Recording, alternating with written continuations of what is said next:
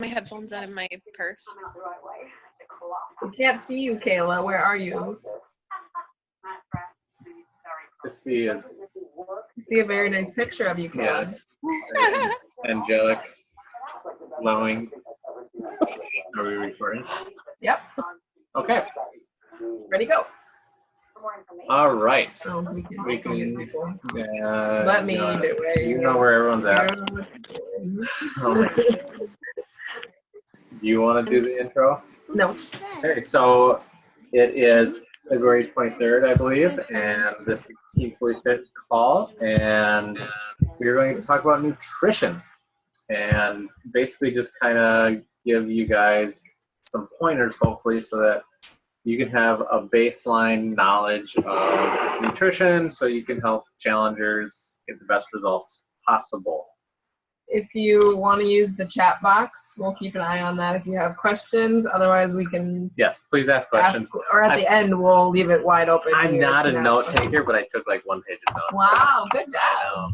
Who knows if I'm actually going to follow them. But anyways, so yes, ask questions. That's what I'd rather do that. But anyways, so first off, for those that don't know, or anyone that's watching the replay, I do have a little bit of a background in nutrition in that I got a certification through Precision Nutrition, which is a nutritional coaching company based out of Canada. Yeah, I know, squirrels. Stop it. And I did that 2 years ago, just got recertified in January. Basically, it's just kind of a general nutritional program that I went through in order to learn more about how food affects our bodies and how you can use it to lose weight, gain weight, heal things, whatever. So I think like the basis for us running groups is, I think for a lot of people, is losing weight. I think is a big catalyst and a reason why people come into our group. So a lot of this is going to revolve around weight loss, but there's certainly obviously other benefits to cleaning up your diet and eating healthier foods than just losing weight. Hopefully the model that Laura and I preach about health first and all that just kind of trickles down to you guys too. And I think it has. in that, you know, we're not trying to sell the quick fix diet plan that's going to help you lose 30 pounds in, 21 days or a month or 2 months even. That, you know, our focus is like to help people get healthy and have a good relationship with food, and then from there be consistent with those actions, and eventually, yes, weight loss will be a side effect of being healthy. So first off, like, I think nutrition, it can be very specific. So I hate to like give out like super broad-based nutritional like generalities. Words are hard. Anyways, so the main thing I think early on in your groups and when you're talking to people is figuring out what their goals are, because not everyone's trying to lose weight. Like I said, it's kind of a main component, but it's not what everyone's trying to do. You have some people that are just trying to maintain, some people may be trying to gain weight, some people that are fighting digestive issues or whatever those things are. Understand where that person's coming from and why they're in your group so that you can give proper nutritional feedback. The last thing you want to do is, tell somebody to start eating less food or more food or whatever it is, if they want to just maintain and they're fine where they're at. So that's really important, just to understand their goals and get to know their circumstances a little bit and how food like is a part of their life. Understand a little bit of their background and where they came from, because I think one thing that is super important is it's easy to say, okay, here's the right way to eat 6 servings of veggies every single day, eat your lean proteins, avoid processed foods, eat less sugar. And if you just throw out that blanket information, it can be like, oh yeah, that makes sense, but I don't do anything close to that. So I would have to drastically change everything that I'm doing in order to like fit that role. So that's a big thing too, is just getting understanding their starting point so that you can make small steps in the right direction, because I think that's a big piece of, and I'm probably talking more like how to change people's diets and dieting and nutrition so far, but that's what this is. It's all about getting people in the right mindset that they can make the change, because in general, I would say most people know what they should and shouldn't eat. It's eat more plants and eat less crap. That's generally, Becky, a shout out to the vegan here watching. I would say maybe eat some good, healthy meat, but whatever. To each their own. So, I mean, people generally know what to eat. You just kind of need to like feed them along so that they can get from step 1 to step 10, and not have to like sprint there or make a huge jump to get there, that you're just going to move them along that pathway. So,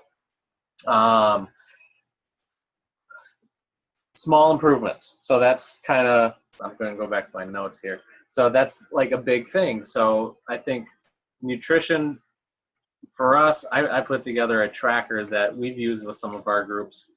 Whether or not people actually use it or not, they haven't really sent it back to me, but we kind of believe in some core fundamentals when it comes to your health and your nutrition, and I think it plays off of some different things. So for us, it's getting 5 servings of veggies every single day. It's getting half your body weight in ounces of water. It's exercising 4 to 5 times a week at an elevated heart rate, and it's sleeping 7+ hours a night. If you do those 4 things, what's going to happen is you're going to crowd out a lot of the bad behaviors, a lot of the bad stuff, and good things will happen for a lot of people. But once again, to throw all that on somebody is maybe a little too much. So maybe you just start with one thing. Start with water.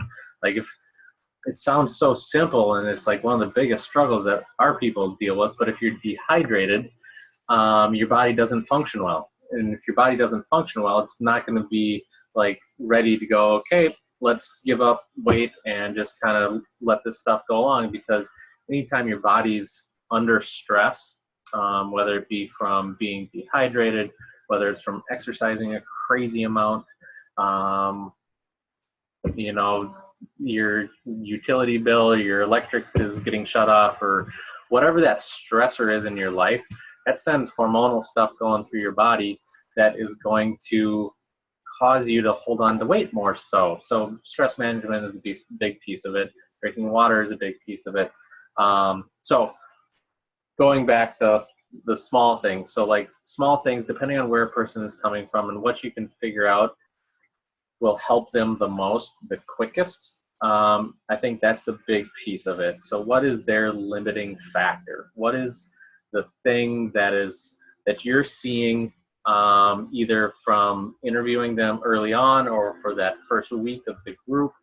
What is it that stands out with them? Is it a lack of water? Is it a lack of veggies? Is it maybe the fact, and I'll get into like macronutrients and talking about the balance there, but is that completely out of whack? Are they eating 90% carbs and nothing else? So those are the things that, like, what is that one thing that maybe stands out either via the interview process that you did with them or in the group that is standing out that you think could possibly make the change the quickest? And then focus on that thing. Focus on that thing for a little bit until they master it, and then you can start moving on and adding other things in.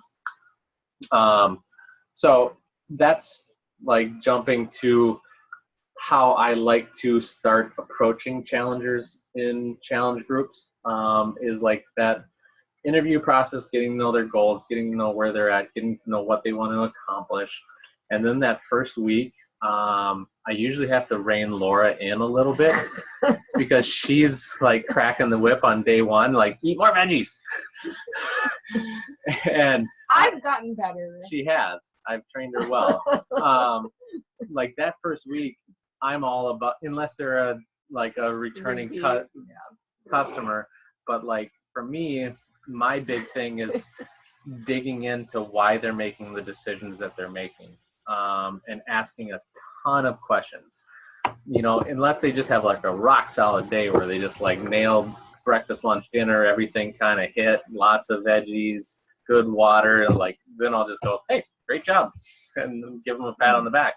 But other than that, I'll be like, and even on a day like that, be like, hey, was that a pretty typical day for you eating? Because I've found that a lot of people, I use the analogy of it's like wearing your new school clothes. So like that first week of the challenge group, everyone's trying to show off and go, hey, look how good I eat. I'm having a salad every single day for lunch, and I'm having this wild salmon with quinoa and asparagus for dinner. And it's like, okay, do you eat like that all the time? And or then is week this... 2, they're like, Exactly. Now it's pizza and Burger King.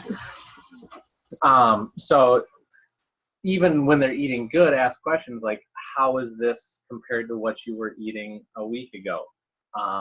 And asking all those little questions to understand how their behavior is changing. Because once again, it comes back to that, is how is their behavior changing from getting them from step 1, where they were eating at McDonald's every single day, to, 10, where you can just let them run loose and be awesome and become a coach themselves and start leading people. So that's the progress that you hope people progress along. So ask a ton of questions like, how did you feel today? How were your energy levels? How did you feel hungry? Did you feel full? One thing that I always ask, because sometimes it doesn't come out early on, is whether or not they're using the fixed plan. So like if somebody's using the fixed plan, I tend to not make comments on portions, because that's already laid out there. So I don't have to ask them, how big was that, steak, or how big a serving was that pile of sweet potatoes, or whatever it is. Because I understand if they're following that plan, that the portioning should be taken care of, and you really don't have to coach them on portions. So that's a big thing that just kind of understand, is if they're following that, let them kind of just rock it out, portion wise.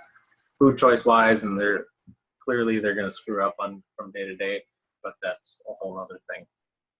How do you sleep? So like that's a big thing that a lot of people don't connect, is the food that they're eating to how they're sleeping and their energy levels and that type of thing. So you get people to start connect the dots, both from a good food to good feelings and bad food to bad feelings, I think is a big thing that will help people make change. So like if they went out for the cheeseburger and french fries at lunch, ask them the question, hey, how are your energy levels? Did you have a little crash in the afternoon? Were you feeling a little heavy? Those types of questions are then they're going to start making the connections between, oh, that food did make me feel this way, so therefore I don't want to feel that way again, so therefore I'm going to avoid foods like that on a regular basis. So that's the big thing when it comes to nutrition, because once again, we all know what we really should be eating, but until we I'm big into this Tony Robbins like pain pleasure thing right now. Until we like make the connection of this food is causing me harm and bad things are happening, I'm not going to change my diet. So until you make that connection, it's not, that person isn't going to correlate that. If you've read The Compound Effect, I think Darren Hardy uses the analogy of like, you ate a cheeseburger today and you instantly got heart disease, you would for sure never eat a cheeseburger again. But if you eat cheeseburgers every single day for 30 years, you're probably going to end up with heart disease. But because it's not an instant result, but sometimes it is, but it's just a small thing, like big heavy gut, didn't sleep, whatever it is. So ask a lot of questions that first week. Then I start morphing into like the coaching thing where helping people understand, portion sizes, and I'll get into that in a little bit. Somebody asked a question about that. Portioning stuff out, getting the right kinds of foods at the right time of day, those types of things. Becky asked a great question about that on my post this morning. So we'll touch on that too. But just so here's my general nutritional theme. Like, I'll throw it out there, and it kind of works for most people. But getting an overall balanced macronutrient diet is kind of where I stand. So that basically looks like a serving of protein, a serving of carbs, and a little bit of fat. Because fat, generally, if you don't know, for every gram of protein, it's 4 calories. For every gram of carbs, it's 4 calories. But for every gram of fat, you're getting 9 calories. So if somebody's gone hog wild on peanut butter, you know, Having 5 protein balls don't every give me day. protein balls are a whole other story.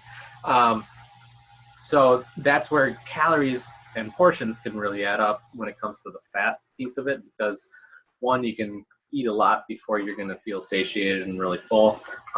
So having that nice balanced approach to macronutrients, protein, fat, carbs, I think works very well for most people.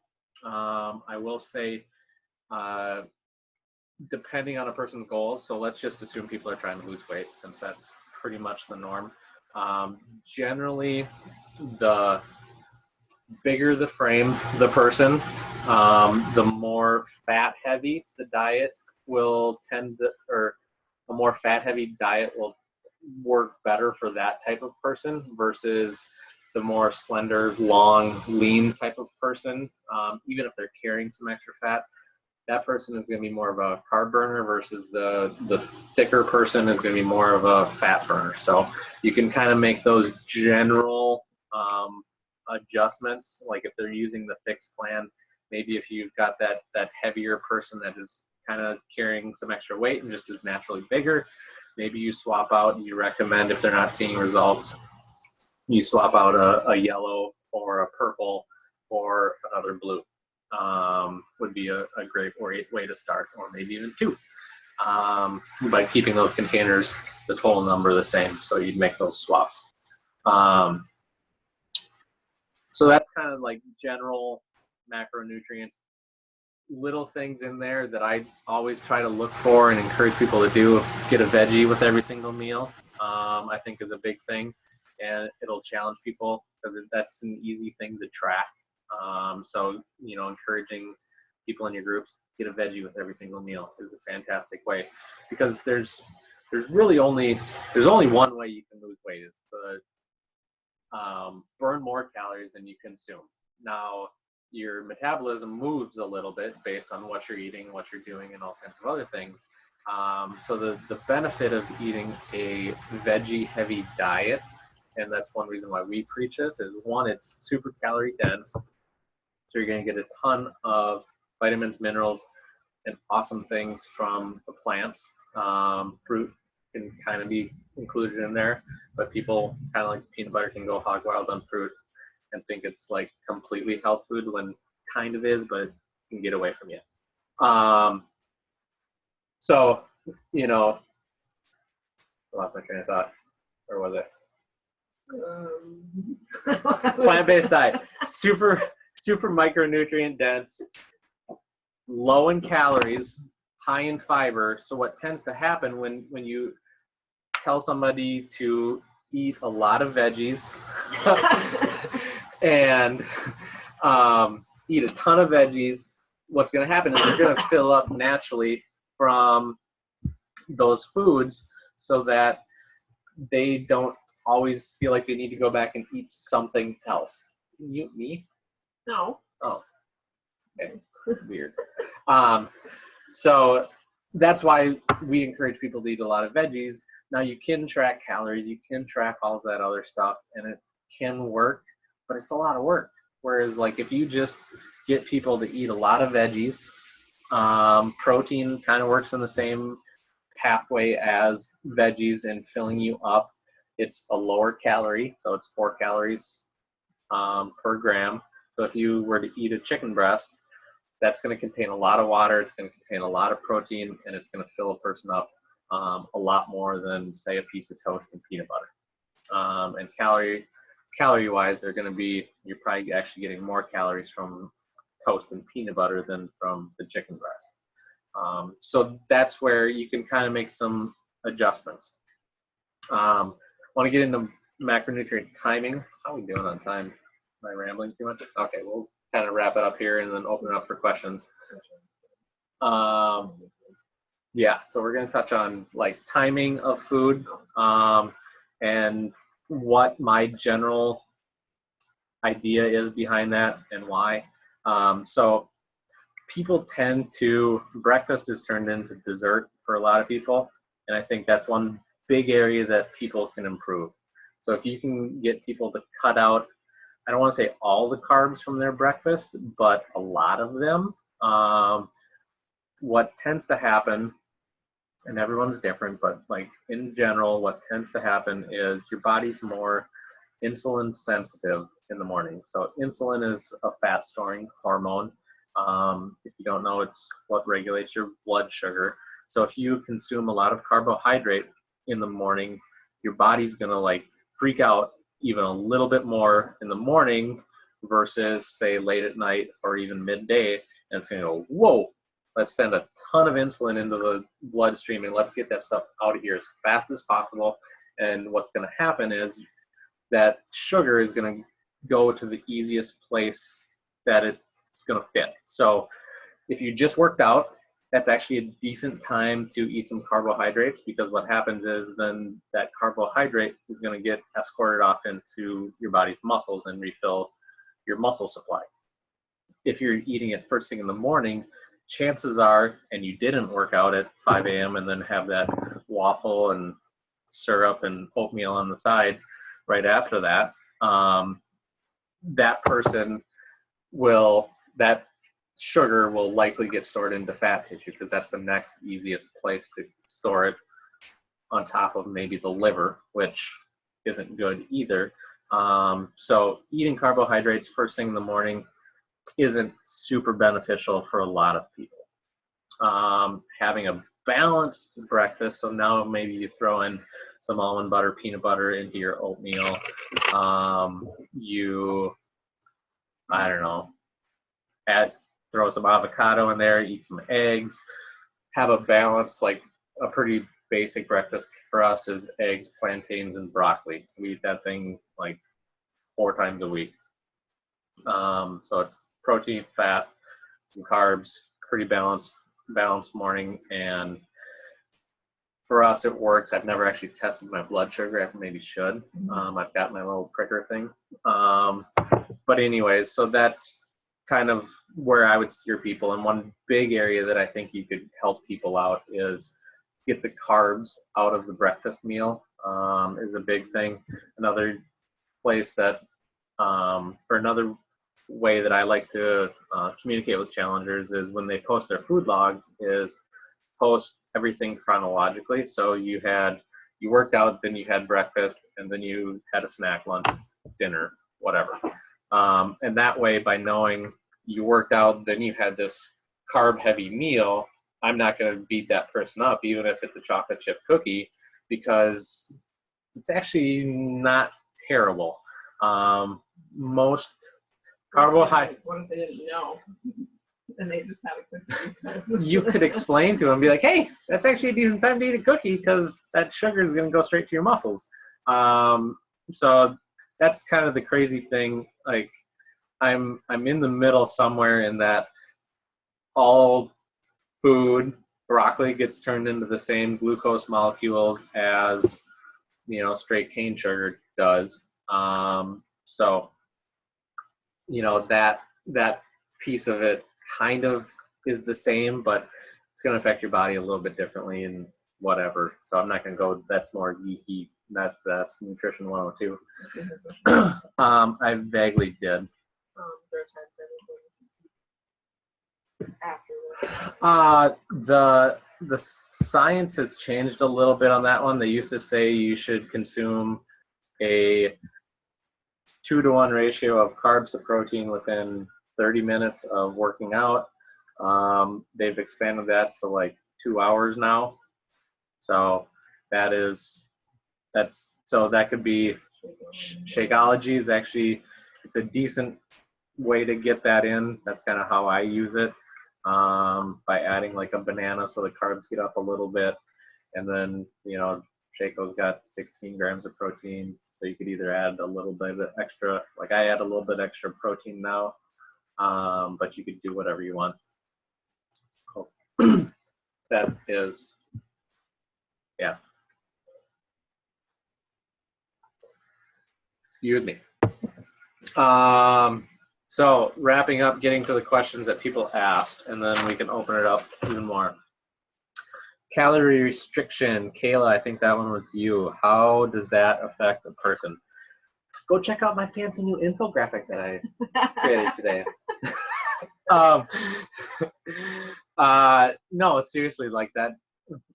I took some time on that one because that one comes up all the time. So my goal is that infographic goes viral and we could make millions of dollars off of Google Ads on that blog post. But that's likely not going to happen. So hopefully you can use it to your benefit to explain people why cutting calories severely can be detrimental to a person. So just I'll briefly summarize what that thing says. But, you know, like I said, the only way to lose weight is to cut calories. I don't want to say cut calories. Burn more calories than you consume. But what can happen is if you're doing that via cutting calories and exercising more, nutrient deficiencies come into play, because now all of a sudden, instead of eating 1,800 calories, you're down to 1,200 calories. You're eating, what's that, one third less food. So if you were just barely skimming by and getting your daily nutrients, now you cut out 1/3 of your food. Now you're going to be nutrient deficient. So that's where you can really use Shakeology as hey, here's your thing that will kind of be your insurance policy if that person actually needs to cut calories to that point in order to lose weight, which might be the case.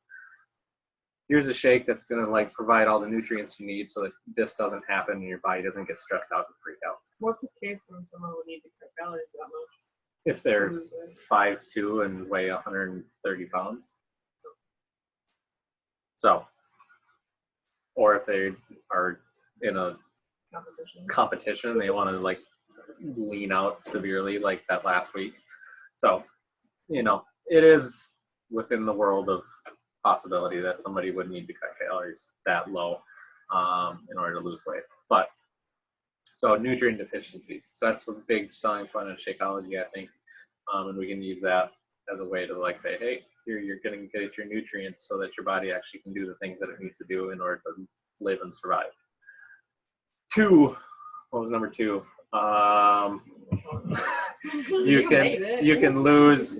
So if you consume fewer calories, what tends to happen is your body's going to want to downregulate your metabolism to match up because your body just wants to survive.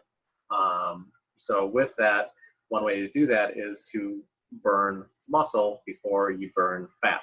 If you burn muscle, your metabolism will naturally lower. Muscle is a more not calorie inefficient form of tissue. So it's going to you're going to burn more calories, more muscle, the higher muscle percentage that is on your body. Does that make sense? I said that really weird. So by encouraging people to lift weights and do some resistance training, whether that's squats, push-ups, pull-ups, or, you know, lifting weights, however you're doing that, that's going to keep that lean muscle mass on your body. Therefore, your metabolism is going to stay up while you start losing fat. So if you're in a calorie restricted diet, encouraging people to not become cardio queens is super critical. Otherwise, their metabolism is going to tank, and now they're going to fight the battle of my metabolism is down here and my daily burn is 1,200 calories. So now you have to cut calories to 1,000, and you're going to continue to like step this thing down because your muscle tissue is going to slowly just deteriorate and you'll become skinny fat. It's not a good look. It flips. You'll just be lazy and slow is another downside. So that's where asking questions of how do you feel, how are your energy levels, asking questions like that is a big component when it comes to whether or not people are eating too little or too much. So if you're not eating enough, a person will just kind of lay around, mope around, not do a whole lot, not be all crazy hand action-y like I am. I ate a lot of food today. And then all that combines into being stressed. And if you're stressed, your body tends to hold on to food and food stores. I think, Kayla, you were also asking about portion sizes if you're not on the fix. The best thing that I've found is actually from Precision Nutrition. They have like a hand model, and I forget all the specifics, but basically you can use a person's hand in order to, and there's a blog post out on that, but basically I think they say like a palm-sized serving of protein at every single meal, a cupped handful of carbohydrates, a fist of vegetables, a thumb of fat. So you can use your hand size, and what happens with that is, as a person is bigger, their hand size grows, so they're going to eat more and consume more, versus if somebody's super small, their hand size is going to be smaller. So it scales fairly well. Is it perfect? No, but it's a general rule of thumb, and that's going to keep those calories or those macros pretty balanced as far as protein, fat, carbs, so that they'll hopefully hit their numbers. And I think in the blog post they even talk about the three different body types: ectomorph, mesomorph, and endomorph, and how you could sub out your carbs for another thumb of fat and different things. So I can link to that or post it somewhere. What do I look for in posts?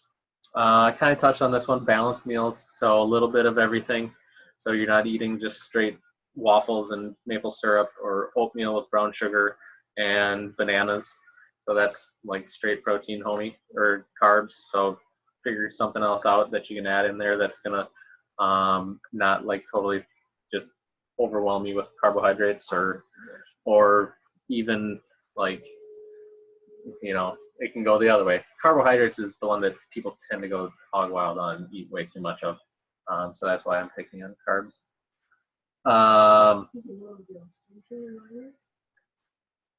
It could. Would it be beneficial if I popped into my group? And I think Danielle's in that group. We could pick on, no. Pick on Danielle. Let me just touch on these, and then if people think that'll be beneficial, we can definitely hop into one of our groups, and I can show you some people's posts and what I would comment and say. Common pitfalls: carbs for breakfast, high fat, high carb meals combined. So that would be the peanut butter toast, that would be your cheeseburger, that would be your pizza. Eating a lot of those foods over and over again are going to be some common pitfalls that I see in people. And basically the idea there is you're flooding your body with a ton of energy, and your body, unless it absolutely needs it at that point, it's going to store some of it in fat tissue most likely. So that's where getting balanced meals together really comes into play. And I would say a lot of people, women especially, tend to lack on the protein in order to lose weight. Once again, protein's a very inefficient way to get energy. So if you consume higher percentages of protein, your body's going to get less energy, and therefore it's going to use more energy that's on your body for that energy. So those would be some very common pitfalls. So do we go into a group? Would that be beneficial? Or we can unmute everybody and you can ask questions. A couple of things I was going to say is that even with all of this knowledge that, I mean, Dan has given you, we don't have to be experts. Yeah, I did have a note on that. Sorry. Oh, okay. So you can talk then. Use your nutrition guides. Yes. So that's a place you can always point people and like use other people's knowledge. So that you know the goal like if you're building this as a business, is to be duplicatable, and doing exactly what I'm doing in groups and providing that level of nutrition that probably isn't duplicatable because not everyone's going to want to learn that much or care that much. So finding some really good trusted sources out there that you can like rely on. Like for me, Precision Nutrition is one of them. I really like the guys. I like their approach. I like the way they lay out information, either via graphics and just the way that they talk. People are normal. They don't talk like you're trying to train to become the next Olympic athlete. So that's one reason why I like their approach. But finding a few sources where you can go hit Dr. Google and say, okay, or go to blog, Authority Nutrition, Precision Nutrition, the Cook and the Coach, and just find those people that you can like go at if there's that question that comes up. Be like, okay. And chances are save those resources to a document or somewhere so that you can use them in future groups and stuff. Because the same stuff always comes up. Yeah. Mhm. Another thing I was gonna say is like seeing all of the pitfalls we've started doing, like, and I think a lot of you do this already, is like different challenges. So like I see a lot of people struggle with getting vegetables in, so we do a veggie challenge one week where we challenge everyone to get 4 or 5 servings of vegetables. You could do, he said something about breakfast. You could do like a breakfast meat remake, or you could come up with whatever you want, whatever you see people struggling with, but focus on those and just make them fun. Create challenges and give out prizes to people based on stuff. Right. I unmuted everyone, so if you have a question, otherwise, I don't know, would it be beneficial to jump into our group and Dan can walk you through some posts, or are you good to go? Nobody wants to say Kayla? anything? Group or no group? I've talked one. I'd look at a group. Okay. Did you make a note? Are you in here? Don't mind Laura's 4,000 tabs that are open. I have a problem. Or can I click to move this? I do I too. can't move that top one.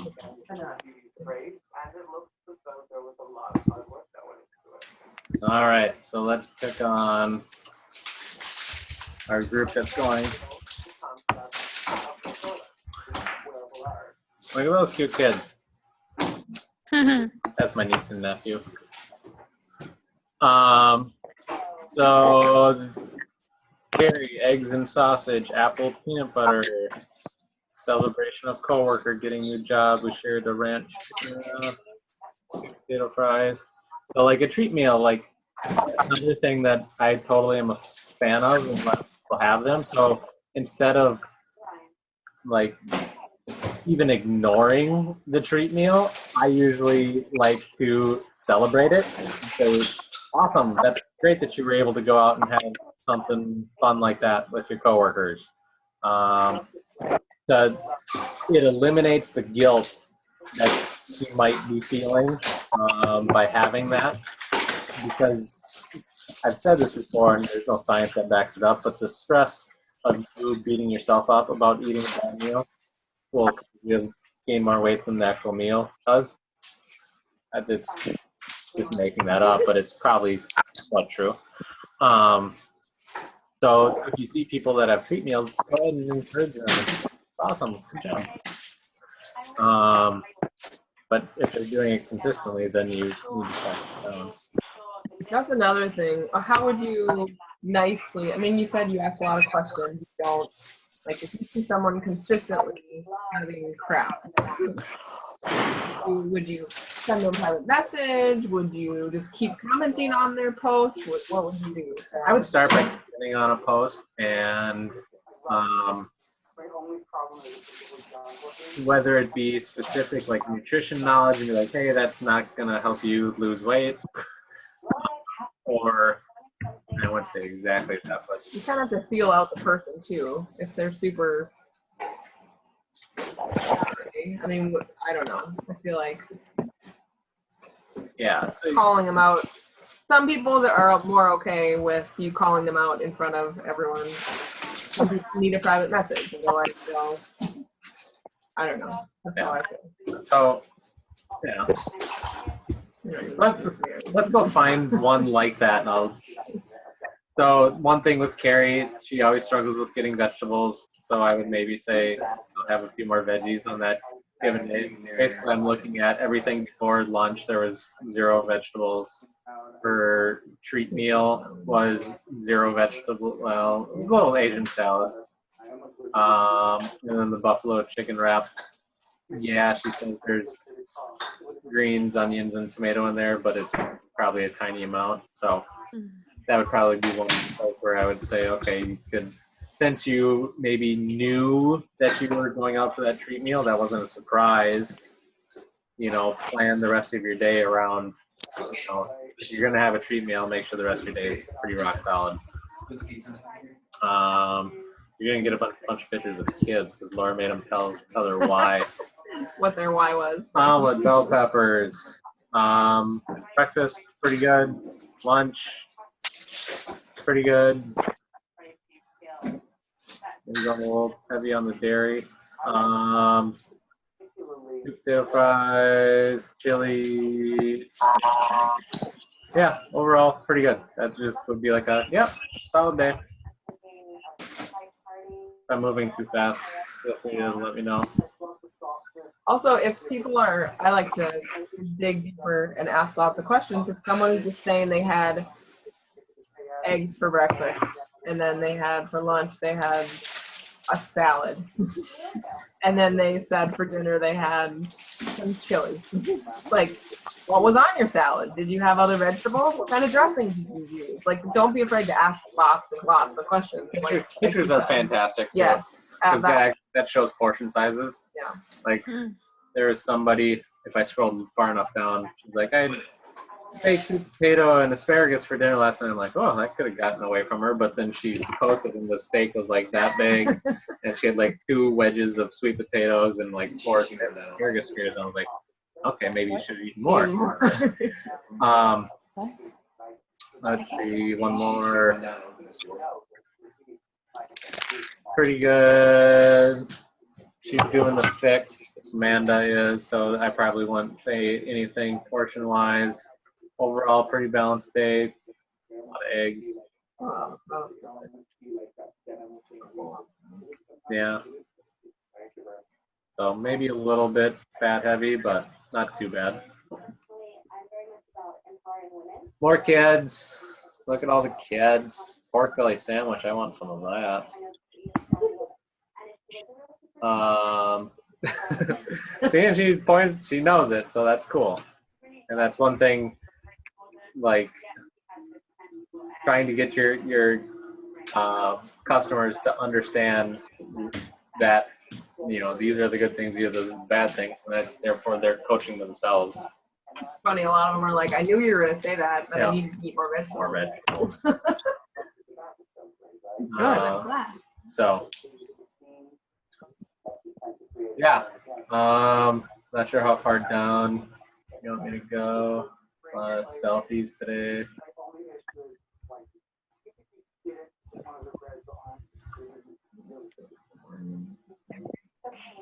Yeah. 10:15 here.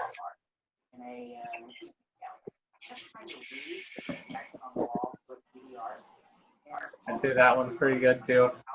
So we have good challengers. But things that come up and things that you'll see after like a week is usually if a person is doing, I'm gonna pick on oatmeal again. If they're doing oatmeal every single breakfast and it's just straight oatmeal with maple syrup or brown sugar or something like that. If they're consistently doing it, I would maybe call them out on it. If they're doing it 2 to 3 times a week, I'd probably let it slide.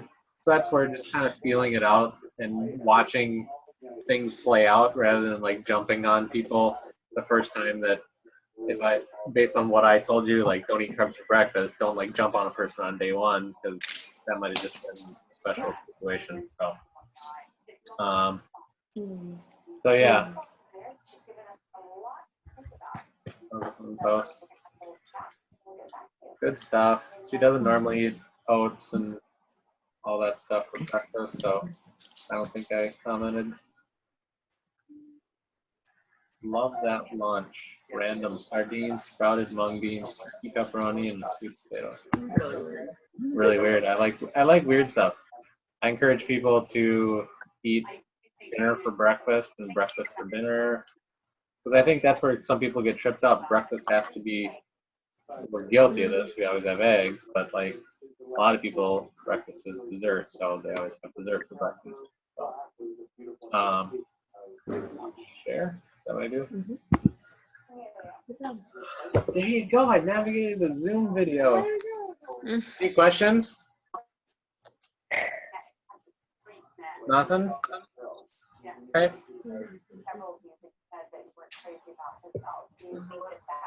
All right. We'll wrap it up then. Hopefully that was helpful. If you have questions or stuff comes up. And here's one of the other reasons why I got this whole nutritional certification is because I wanted to be a resource for our team. I wanted to like be able to answer questions. So like if you've got challenging people that, you know, have plateaued, aren't losing weight, not that I can like necessarily prescribe medical stuff, but if they've got specific things, IBS or whatever, I can point them to people. But like, feel free to reach out. Like, that's kind of one of the reasons why I did that whole thing. Since I'm not doing a lot of one-on-one nutritional coaching, I wanted to be able to help you guys be a resource for you. So please use me. Thanks, Dan. You're welcome. Okay, thank you. It was great. Have a good night. Okay. Bye. Albeit or Uh, okay, Laura needs to take a screenshot so everyone stay on.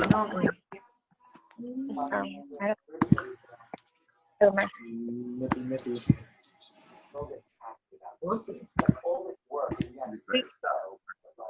whoops. I'm still recording. Hold on.